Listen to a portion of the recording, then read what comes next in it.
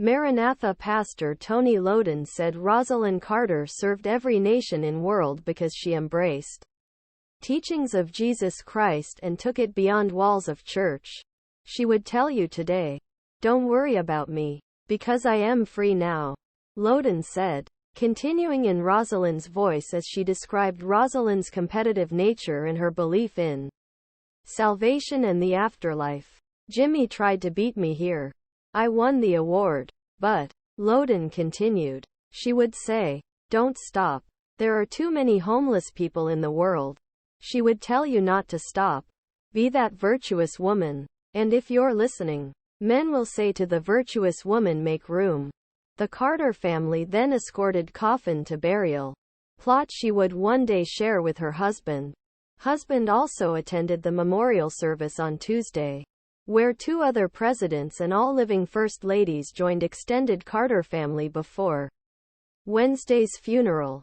Vernita Sampson, a school bus driver and Plains native, led a group of area high school students, all wearing America's Future farmer jackets, to downtown Plains, where hundreds of people took in the day's history and paid tribute to the First Lady on the convoy route. They were people you could relate to. Where they are here, they're not held to such high standards, and we're all down. Sampson, 58, said, "No matter who we are, we never get used to death. How long have you been alive?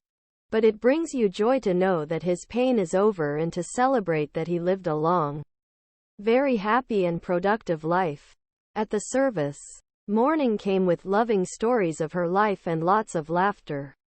"It seems to me that my father was used to my mother disagreeing with him because he was really good about it," said his son, Jack Carter. "And it literally became a partner where they were on equal footing."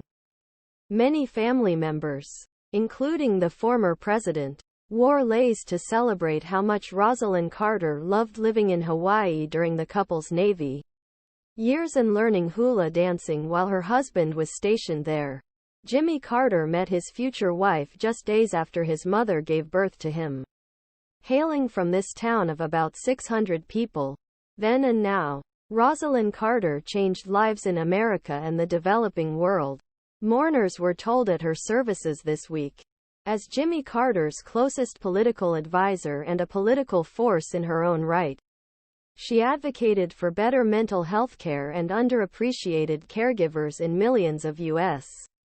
households. While traveling abroad, she battled disease, famine, and abuse of women and girls. Even so, as he told endearing stories about his grandmother, Jason Carter said he never stopped being a small-town Southerner whose cooking repertoire relied heavily on mayonnaise and pimento cheese. Memorial services covered the life of Rosalynn Carter. Events in Atlanta reflected his greatest moments.